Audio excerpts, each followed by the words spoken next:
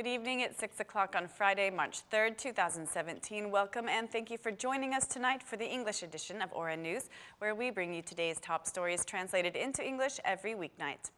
The High Representative of the European Union for Foreign Policy and Security, Ms. Federica Mogherini, has arrived in Tirana for her official visit.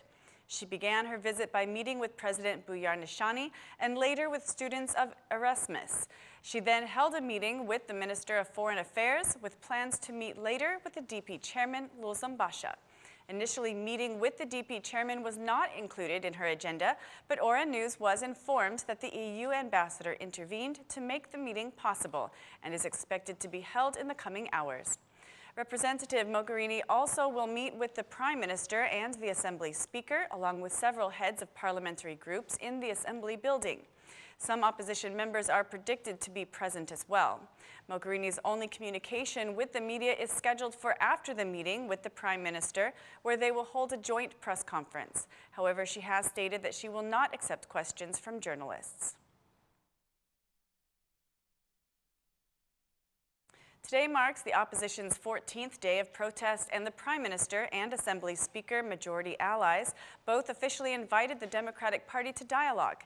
After a meeting of the ruling coalition this morning, the majority invited the opposition to make its proposals for the electoral reform, expressing readiness to dialogue with the opposition for the necessity of moving the reforms forward, welcoming any concrete and real proposal for the electoral process.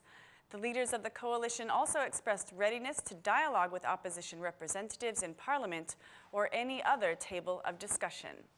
The invitation was immediately taken into consideration by the opposition, and the Democratic Party chairman, Lulzambasha, gathered his allies at the DP headquarters.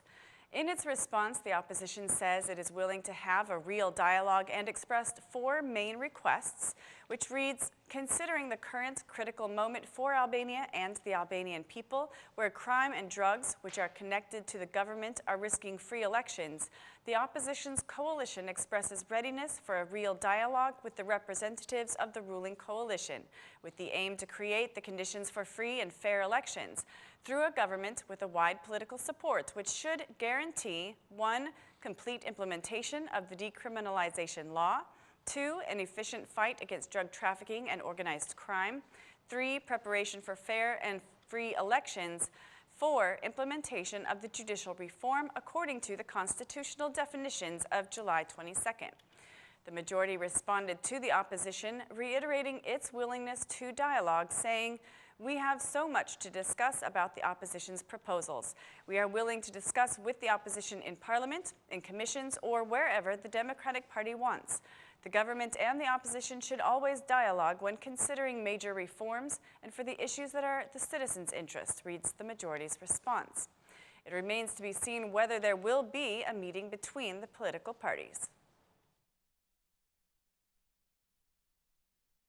Prime Minister Rama, on his social network Facebook, publicized the message today he received from U.S. President Donald Trump in response to an earlier message of congratulations which Mr. Rama sent to Mr. Trump for his inauguration as the U.S. President. The message reads, "Dear Prime Minister, I warmly welcome your message of congratulations to my oath as President of the United States, and I appreciate the thought, your support, and encouragement.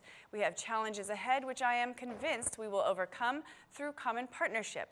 We also have tremendous opportunities for advancing the goals we share, for promoting global stability, and reaching peace and prosperity. Yours sincerely, Donald J. Trump." In his posting, Mr. Rama has also thanked the U.S. President for the message.